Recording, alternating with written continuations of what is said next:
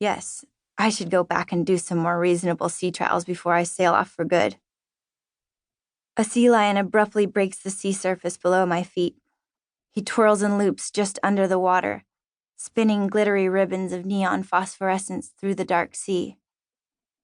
He swoops and frolics, carefree and confident. My shoulders relax a bit. Whirling eights and spirals, my visitor mocks my intense mood. This is what you wanted, he appears to say. Loop, swoop. To live in the present, appreciate nature's simple wonders. Feel free. He comes up for a breath and stares at me, as if awaiting a response. I know, I can't go back.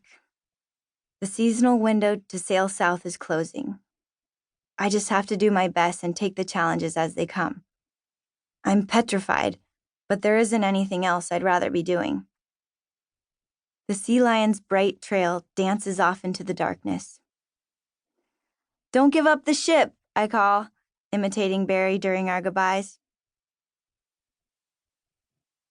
December 1989, Baja California. It's time, sweetie, Dad whispers, stroking my back. I roll out of my bunk and follow him past the engine room, into the main cabin of our family sailboat. It's 3 a.m. He unfolds the chart for Baja and spreads it on the navigation table. So here's where we are, he says in a whisper, pointing to a small penciled X. And here's where we're going.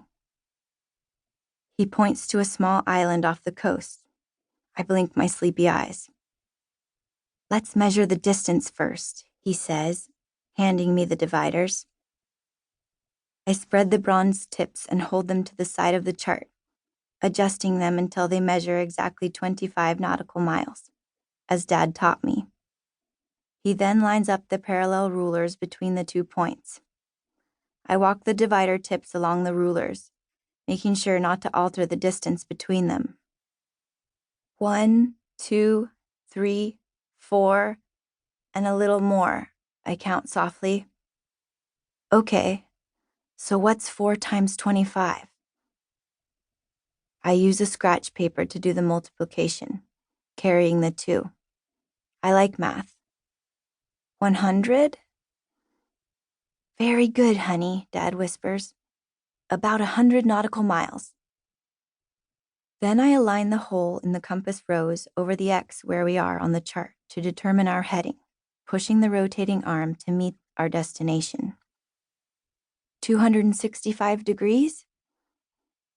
Great, Lizzie. Let's get underway, he says, smiling proudly. He slips my life jacket harness over my head, buckles it, and kisses me on the forehead before we climb up the companionway stairs. Outside, it's as dark as my haunted hallway back home. The seats are wet from the drizzling rain. I'm not scared, though. I'm always safe with Dad.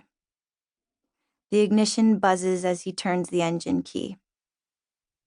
Dad disappears into the darkness, and I hear the mainsail sliding up the mast.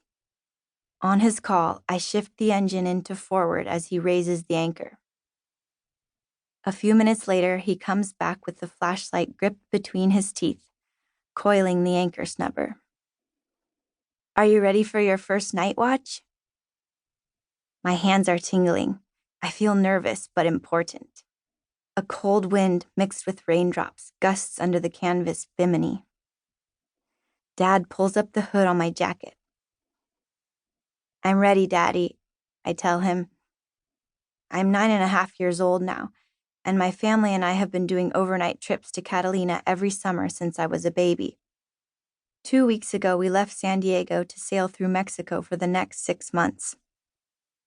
So remember, you are not to unclip your harness tether or leave the cockpit for any reason. If you have to use the head, wake me up, okay? He points the bow out to sea. The glow of the compass light illuminates his handsome face as endless summer pushes out into the night. He sets the autopilot, then lifts me up on the seat behind the wheel and hugs me. Keep a close eye on the horizon in all directions, he continues. If you see any lights or anything